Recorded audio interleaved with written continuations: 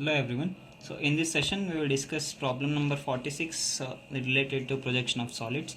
The question is, a tetrahedron of sides 40 mm is resting on one of its sides on HP. This side is parallel to VP and it is 40 mm away from it. So it is tilted about the resting side such that the base containing this edge is inclined at 30 degrees to HP. Draw the projections of the solid. So that is the question that they have given. So here the type of the solid is tetrahedron. So what is tetrahedron? So a tetrahedron is also known as a triangular pyramid. So it is a form of a triangular pyramid, and it is, you can observe here, the tetrahedron, it is a form of a triangular pyramid because the base we are having it as a triangle, and pyramid because so we are having all the slant edges meeting at a common point called as apex. So tetrahedron, it is a polyhedron composed of 4 triangular faces. So it will be having 4 triangular faces, and all these triangles will be made up of equilateral triangle in this case. So, and it is having totally 6 edges, 3 base edges and 3 slant edges, and it will be having 4 vertices. So it is a kind of pyramid, so which is a polyhedron with a polygonal face and triangular faces. So all these triangular faces, so they will meet at a common point called as apex. So this is about the tetrahedron. So now coming back to the question, so what is the size of the tetrahedron that he has given? So it is 40 mm sides. So the size of the tetrahedron is 40 mm. So it means that all the edge lengths will be equals to 40 mm. So in this case you need to observe that the axis length will not be given. So only all the side lengths will be equals to 40 mm. All the 6 edge lengths will be equals to 40 mm.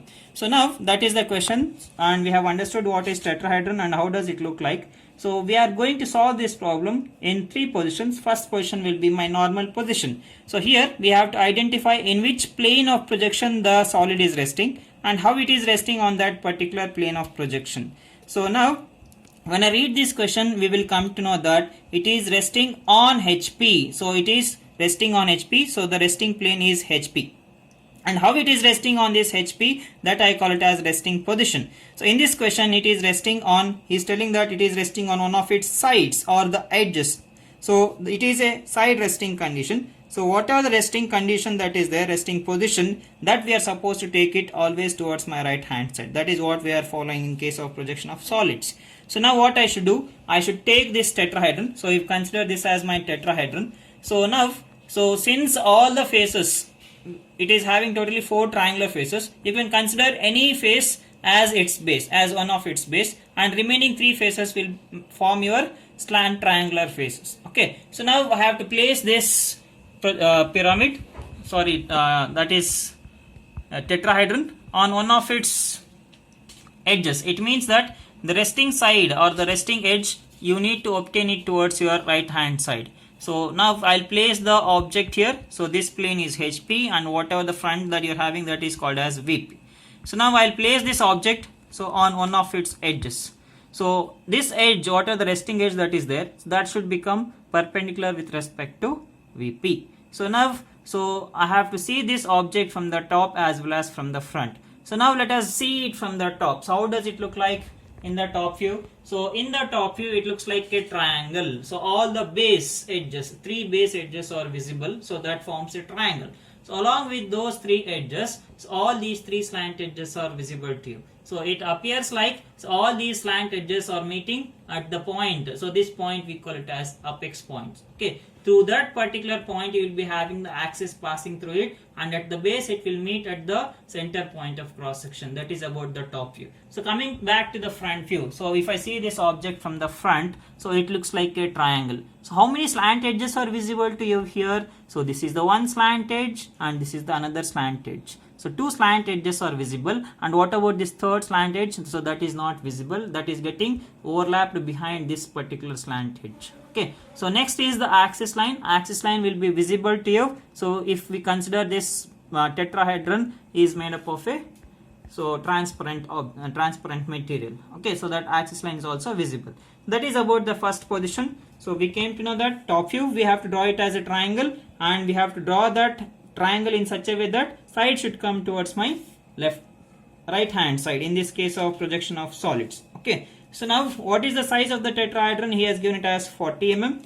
So let me go with the construction. Let us proceed with the construction now. So I have taken the grid sheet, and in this grid sheet I have taken one reference line. So this line will divide the two planes of projection. So the plane above the XY line we call it as vertical plane, and the plane below that XY line we call it as horizontal plane, that I have represented with HP. Okay, so now, so in HP we know that we will get its top view. So top view, it looks like a triangle. So what is the size of the triangle? So triangle size is 40 mm. So now what I should do is I need to consider one line. So on this particular line, so since we are using the grid sheet, directly I can count the number of boxes.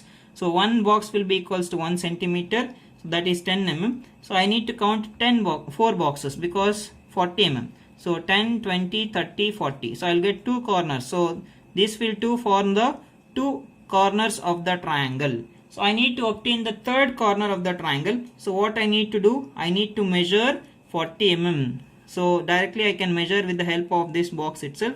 So take 40 mm with the help of the compass. So cut an arc. So cut an arc from this particular corner. Okay, with the same length. So place your compass at the another corner of the triangle and you cut one more arc. So where these two arcs will intersect, so you cut thin arcs. So the intersection point will give you the third corner of the triangle or the third vertex of the triangle. So now I need to join all these 3 corners with the help of dark lines. So you join them with the help of dark lines.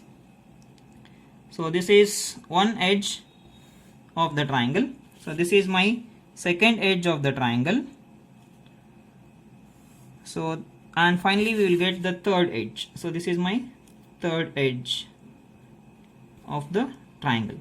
So once after obtaining the triangle, the base of the tetrahedron, so we also know that all the slant edges are visible. So what are the slant edges?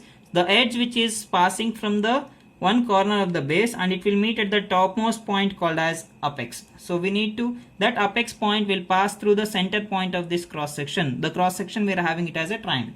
We need to identify the center point of this particular triangle. How to identify?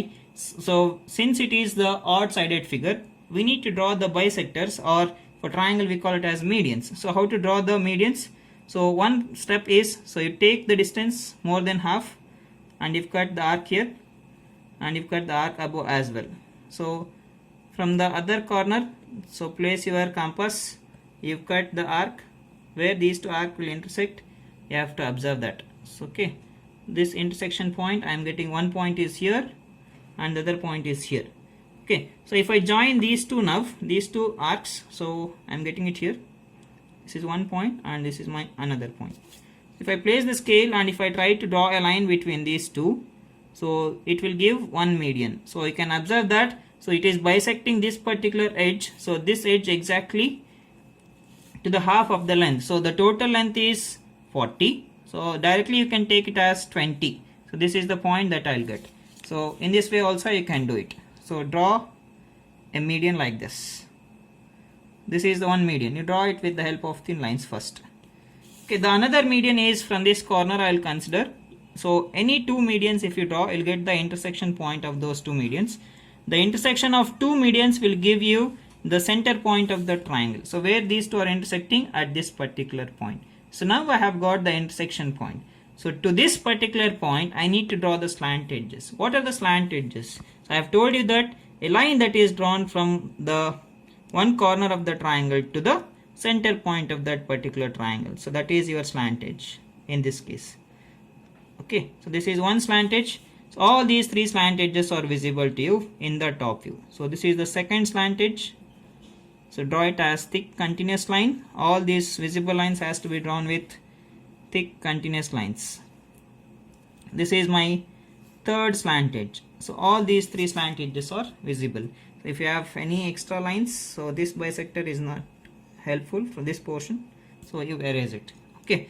So this is about the top view. So let me do the dimensions. So what is the length? So the length is 40 mm. So take extension lines. Perpendicular to these extension lines, you draw dimension line.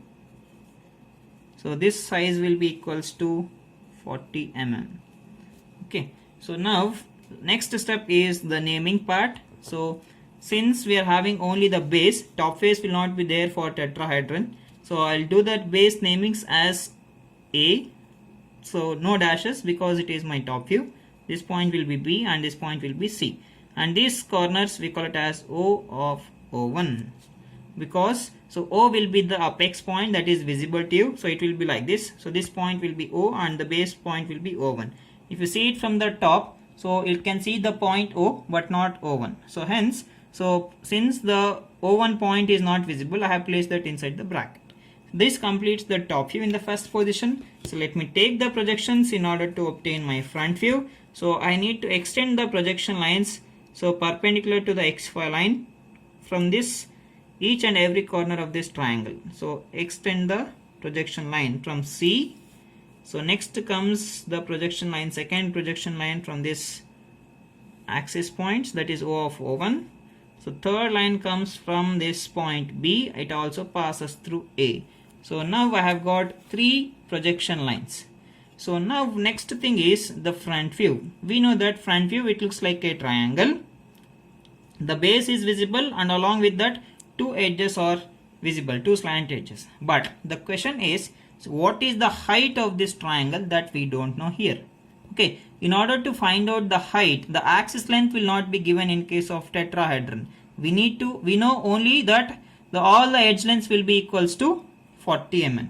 So how to identify which edge will looks like 40 mm in this case? So whether this length is 40 mm or this length will be equals to 40 mm.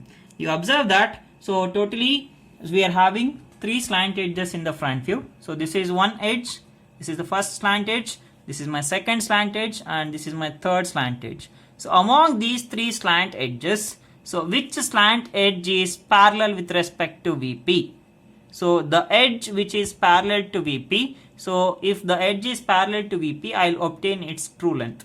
So that length will give you, that side length or this slant edge will give you its true length. Okay, you can observe this. So only this edge, so this edge is parallel with respect to VP, because I can say that, so these 2 endpoints of this slant edge are equidistant with respect to vertical plane. So if the 2 endpoints of the line are equidistant with respect to the plane of projection, so we say that line is parallel with respect to that particular plane, and we will get its true length in that particular view.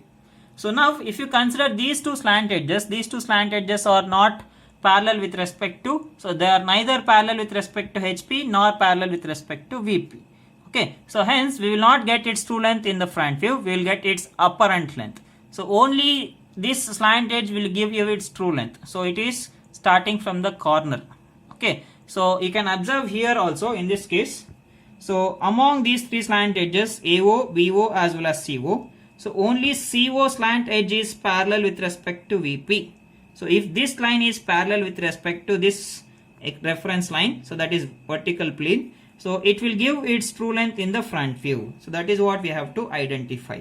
So in this way also we can understand. So what will be the edge length? So it will be same 40 mm. So take 40 mm, measure 40 mm. Okay, so always remember we need to cut the arc from the corner. So from the edge which is parallel with respect to VP. Okay, place exactly at point C and if cut an arc. So simply cut an arc. So before that what we need to do is, so I forgot that. So you extend the axis line. So this axis, we don't know what is the exact axis length. You simply extend one axis line and see where that axis line will intersect that particular arc what we have cut. It is intersecting exactly at this particular point. Okay, so what I have done, so simply have extended one axis line. So next is, so edge length, so this is parallel with respect to VP, so hence I will obtain that with the true length in the front view. So that is the intersection point of that arc with respect to the axis line will give you the apex point. So that point we call it as O dash because it is my front view. Okay, so now I can join these 2 edges of the triangle. So this is one edge and this is my another edge. This is my another edge. Along with these 2 edges, the base, many of you will forget this, please don't forget. So this should be drawn as thick continuous line. Okay, if you can observe this, so this length will be equals to 40 mm. So this is the slant edge length. So this is 40. Okay, so this length I need to write it as 40 mm. So what about its axis length? Axis length will be lesser than that. So you can observe here. So I am getting it as 33 mm. Okay. So if you want, you can write that. So I am getting it as 32 mm. 32 point. It is in between 32 and 33. I'll write it as 33. Okay. So this is the axis length that I am getting. So this completes the front view. Okay. So we have done with top view and front view in the first position. Okay, so remember that, so the object we have placed it in horizontal plane. So if you go to the next position, I need to take the condition with respect to horizontal plane itself, that is with respect to HP. So now coming back to the question, so first position is over. Second position, what we have to do, so we have to take the condition with respect to HP. Why do we take it with respect to HP? Because we have placed the solid on HP. So hence you take the condition with respect to HP. What is given here? If you just observe here, so it is here. So the condition starts from here. It is tilted, means the tetrahedron is tilted about the resting side such that the base containing this edge is inclined at 30 degrees to HP. So here if you observe, AB is my resting side. Okay, for this AB, that is resting side, the base containing this edge means the triangle. So base means triangle here. You can observe here. So this point is A. So this corner I call it as A, and this corner I call it as B. So okay, so this is the resting edge. So the base containing this edge means the base triangle. So this entire triangular face, so that should make an angle of how much? 30 degrees with respect to HP. In the first position it was like this. So when I go to the second position, so I need to rotate this particular tetrahedron in such a way that the base containing this, it is rotating about the resting edge such that the base containing the resting edge makes an angle of 30 degrees with respect to HP. So this is what we are having. So if you observe, so the condition with respect to HP, the base is inclined. So and in the front view, whatever the triangle that you are having in the first position, the same triangle will get tilted to an angle of 30 degrees. So what makes an angle of 30 degrees? The base containing the resting edge. So that is what, so we are having in the second position. So condition with respect to HP, so that is what we have written it here. So the base containing the resting edge is inclined at 30 degrees to HP. So what we have to do, so the condition with respect to HP is visible in VP. So hence we have to redraw the first position front view to this particular condition. So what I should do now, so this front view, I need to tilt this particular triangle such that the base, so this base makes an angle of 30 degrees with respect to HP. Okay, so which is my resting side here? So I have forgot the namings. So let me do that. So B dash of A dash, so this point will be B dash of A dash, this point will be O1 dash, and this corner will be C dash. Which is your resting side? So this point, so that is B dash of A dash, that acts as your reference point. So what I'll do next is, so I'll take any one point on the XY line. So that point I call it as my reference point. I'll give the naming as, so B dash of A dash, that is my resting side. So the base containing this resting side is, so this BAC, that is the triangular face. That makes an angle of 30 degrees with respect to HP. What I should do now, I should tilt this base, so this point C has to go above and it makes an angle of 30 degrees with respect to HP. So take your protractor, place your protractor on the XY line at point B dash of A dash. Once after placing, you mark the angle as, so take it properly, take the angle as 30 degrees. Once after taking the angle, what you need to do is, so you need to draw a thin line. Draw thin line passing through that 30 degree point and the reference point. So now on that 30 degree line, we will obtain the point C as well as O1 dash. Take the distance now from B dash of A dash to C dash. So place at B dash of A dash and you cut an arc to obtain which corner? So we will obtain the corner C dash. So next is, we need to obtain O1 dash. Take the distance from B dash of A dash to O1 dash. Place at B dash of A dash. place your compass there and you cut an arc to obtain which corner? O1 dash. So this corner I'll call it as O1 dash, that I need to place it inside the bracket. Okay, so now I have got the base. You draw this base with thick continuous line. So you draw this as thick continuous line till here. So that is visible to you. What is the angle of inclination? So this is 30 degrees. So this base should make an angle of 30 degrees with respect to HP. Now I need to obtain one more point, that is my apex point. So from where you will be having the apex, so that axis, so apex point lies, that is one of the point of the axis itself. So this axis line is exactly perpendicular with respect to this base, that you can observe here. Okay, so at which point is perpendicular? At O1 dash. So already we are having O1 dash point. So place your protractor at O1 dash along that base and you mark an angle of 90 degrees. Okay, I'll take the angle as 90 degrees. And with respect to that 90 degree point, you draw a line, thin line you draw it. Okay, so on this line you will obtain the axis point. So what is the height of the axis? So we are supposed to take the axis length from O1 dash to O dash. Take this distance. So place at O1 dash and you cut an arc and see where it will intersect. That intersection point will give you the apex point of the tetrahedron, that is O dash point. Now once after getting that point, you join them with the help of dark lines. So this is one edge and this is my another edge of the tetrahedron. So this is the second position front view. So any extra lines are there, you erase them. This portion is extra, you can erase it. Okay, so now let us take the front view, top view of this. So this should be drawn as axis line, so that you draw it as thin chain line. So this is my axis line. Okay, so now let us go to the top view. So what to do next is, so first you go with the horizontal projections.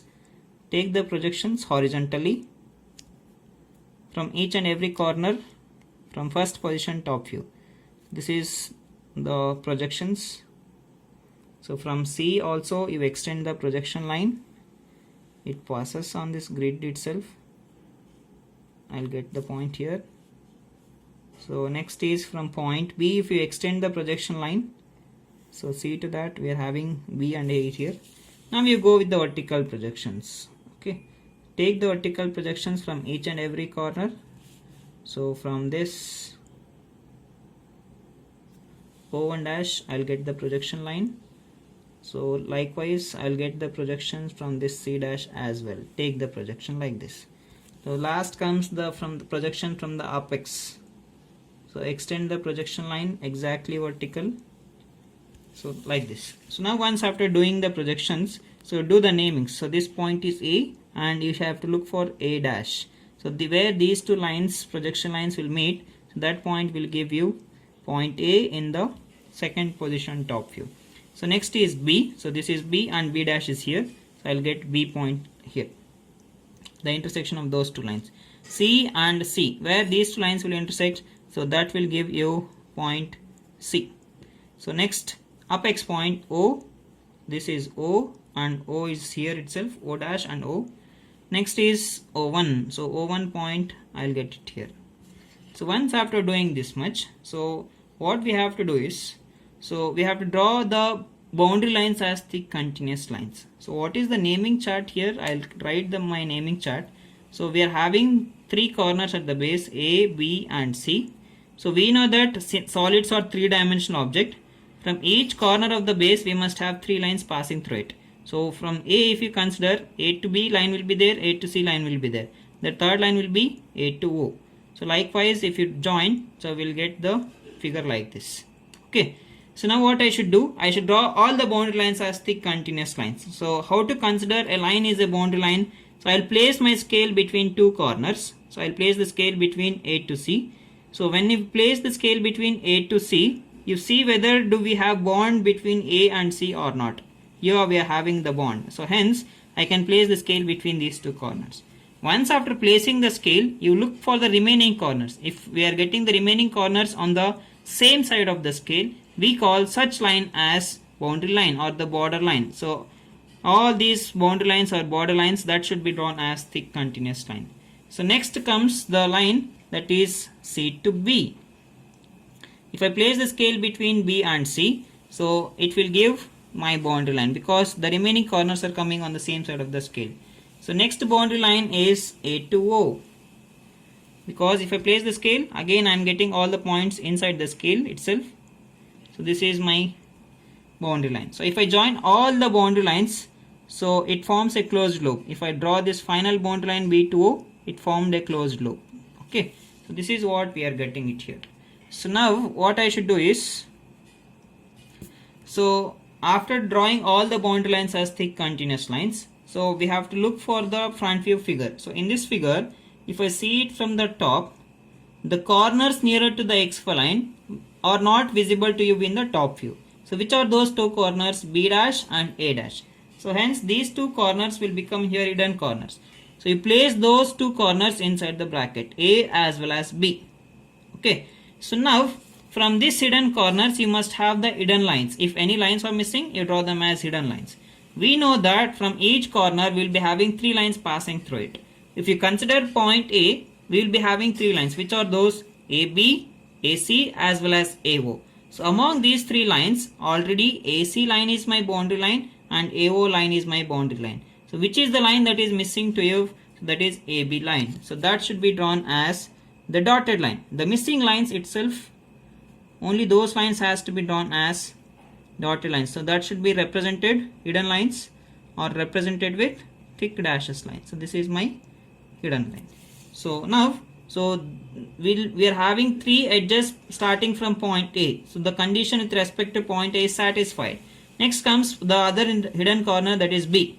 So if you see this point B, we are having 3 edges, B to O, B to C and B to A. So already 3 lines are drawn. So another lines will not be there. So that condition has been satisfied now.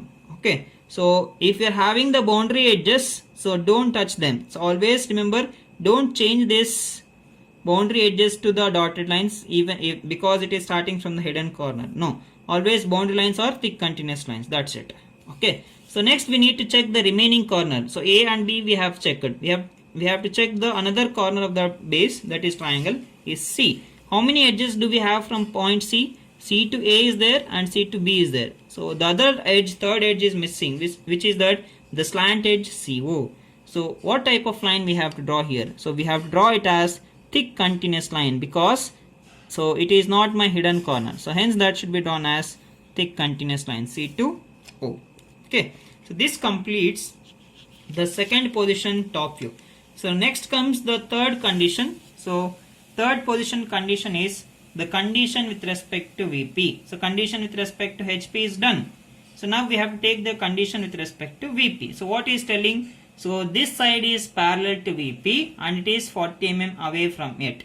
Okay. So what is parallel? This side means what side? So that is my resting side. It rests on one of its sides on HP, and that side, resting side, is parallel to VP. So right now how it is there in this case? Second position, AB is my resting side.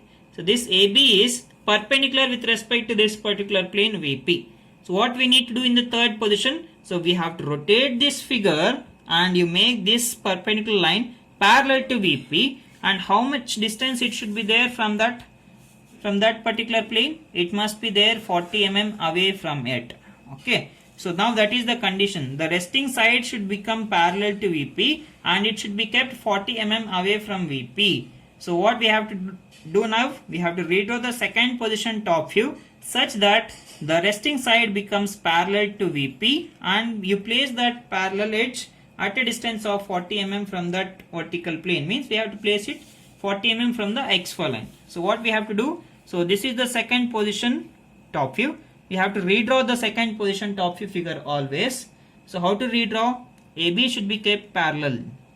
So at what distance we have to consider? So from this particular axis line, so that is XY line, reference line. So I have to take 40 mm, means 4 boxes we have to count. 1, 2, 3 and 4. So at a distance of 40 mm, so we have to mark the distance here. So I'll consider one locus line at a distance of 40 mm. So this line itself is my locus line. Okay, so on this locus line at a distance of 40 mm, I need to place this resting side. So this side is perpendicular with respect to VP in the second position. You rotate this particular appearing figure such that AB should become parallel with respect to VP. Okay, what is the distance from A to B? So it is 40 mm itself.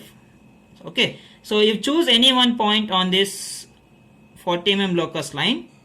Okay, from this particular point I'll count 4 boxes. I'll take 4 boxes. I'll get the point here. So among this, so one point will become A and another point will get it as B. Okay, so now I have got 2 corners. So that is resting side. You can observe this AB. So this AB is parallel with respect to VP and it is 40 mm from it. That is from VP. Okay, what we have to do next? So we have to redraw this figure. So in order to redraw, we need to obtain the remaining corners. So you can observe, so I'll consider the point between A and B. The intersection line, we're having the slant edge, so it will meet at this particular point. That intersection point I call it as 1. I'll obtain this point 1 which is in between A and B because I need to draw this line, perpendicular line with respect to AB. So what is the distance from this A to 1? You can observe directly here. So we're having 2 boxes. So that is the midpoint of this resting side. So I'll consider 2 boxes and I call this point as 1. If you're not using the grid sheet, you measure the distance and you cut the arc. Okay, I'll get the point 1 here. So with respect to this point 1, I need to draw perpendicular lines. So already we're having the grid lines. I'll make use of them. Otherwise, you make use of your protractor and you take 90 degrees. And you draw one line like this. Okay. So on this vertical line, I should obtain these 3 corners O, O1 as well as C. So for that, what we have to do is we need to make use of this compass. So with respect to this point 1, so below that we must have C. Take the distance from 1 to C. So place at 1 and you cut an arc. The point where it intersects that vertical line, so that point, this is the point that I am getting, that point you call it as C. So next is from O1 to O1. Take the distance from 1 to O1. So place at 1 and you cut an arc. Where it will intersect, so that point will give you O1. So after marking this point O1, you take the distance from O to 1. So you place at 1 and you cut an arc and see where it will intersect. So that point will give you point O. So this will give you, so we'll get point O here. Okay. Once after obtaining all the corners, so you join them as it is, as you're having in the second position. First I will draw all the boundary lines as thick continuous lines. So these are the boundary lines that we are having. So BC. So next comes B to O. So if I join all the boundary lines, it forms a closed loop. You can observe that here. So A to O. So it has formed a closed loop. And the hidden edges, so that should be drawn as dotted line. AB is my dotted line. So this should be drawn as dotted.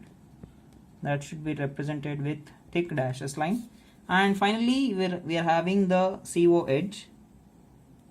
So after drawing this CO edge, so we have to draw the axis line that is represented with thin chain line. If I draw that, it is not visible because we are having the CO slant edge there. So this is how we have to redraw the figure. So these are the thick dashes lines.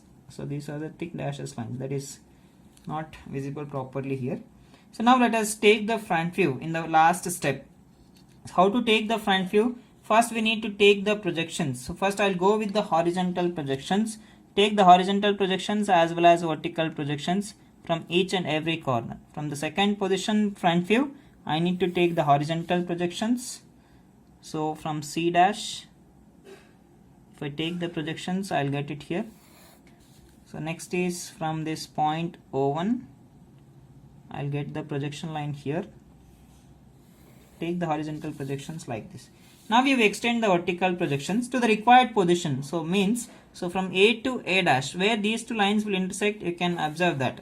So A dash is there on the XY line. If I extend the vertical projection from A, so I'll get the intersection point on the XY line itself. So if I extend the projection line from C, it also passes through O and O1. So it means that we have to reach the topmost horizontal projection line. So I'll get the point here. So these are the points that we will get. So next comes the projection from point B. If I extend the projection line, I'll get point B on the XY line because I'm having B dash on the XY line. So now I'll do the namings for this. So this point will be A dash and this point will be B dash, and here comes C dash point. So along with that, you'll be having, so C, this is my apex, so this is O dash. So here comes C dash. Okay, so and you'll get point O1 here. So this point is O1 dash. So what we should do next is we have to draw the boundary lines as thick continuous lines. So if I place the scale as you have done in the second position top view, we have seen that. So place the scale between two corners, and if you get all the remaining corners on the same side of the scale, we call it as boundary lines, boundary edge. So all the boundary edges should be drawn with thick continuous line. So AO is my boundary edge, and next comes, so B to O. If I place the scale between B and O, I'll get remaining corners on the same side of that particular scale. If I join all the boundary edges, so it forms a closed loop like this. Okay, once after forming the closed loop, so what we have to do next, so we have to identify the hidden corner. Okay, so if you observe, so observer will be standing here. So observer will be standing here. So to this observer, so this slant edge is visible and this slant edge is visible, and so these are not, the edges of the base are visible, and this slant edge is also visible to him. So now according to our procedure, so what we have to do is, to this observer, so we have to see which are the hidden edges. So before that, so what we will do is, so we will take the view here, so how it has been tilted. So how to identify the hidden edges, that I am telling you. So now what we have done, this is the first position, it is resting on HP on one of its edges. I have tilted this object to HP such that the base makes an angle of 30 degrees to HP. So after this, in the third position, so whatever the resting side that is there here, that is perpendicular with respect to VP. So after rotation, what happens, so I have rotated in such a way that this apex point, whatever the apex point that is there, that has gone nearer to the vertical plane, and that apex point, so here I have rotated such that the apex point is nearer to the vertical plane. So in this position we are having the object now. So now if you observe, so totally 6 edges are there for this tetrahedron. All the 6 edges are visible to you if you see it from the front. The base is visible, the base on which it is resting is visible, and this entire surface, the base triangle, is visible to you. Along with that, so this slant edge as well as these another 2 slant edges, so all the slant edges are visible. Totally how many edges are visible here? 1 2 3 4 5 6. So all the 6 edges are visible to you. So okay, so hence we will not get any hidden lines here. So all the lines must be drawn as thick continuous lines. So this should be drawn as dark line. So this is also drawn as dark line, thick continuous line, that is visible line. So this is also drawn as visible line. Okay, so we will not get any hidden lines here in this case. So if suppose if I don't place this apex point nearer to the XY line, so what happens, I'll show that here. So I have tilted the object to an angle of 30 degrees. So I'll place the base of this particular tetrahedron, that is point C, nearer to the XY line. I'll place the apex point nearer to the observer. We are the observer. For us, the apex point is nearer to us. Okay. So what happens now is, so if you observe, so these 2 edges, the corner C itself will become hidden. So if this corner C becomes hidden, the edges passing through that particular corner are also hidden in the front view. So those, you'll get 3 hidden edges if you place the point C above that is nearer to the x-line, and apex point so nearer to the observer. Okay, so in this case, since we have placed the apex point nearer to the x-line, I will not get any hidden lines in this case. So this is how we have to solve this problem. So this completes the solution for problem number 46. Thank you for watching.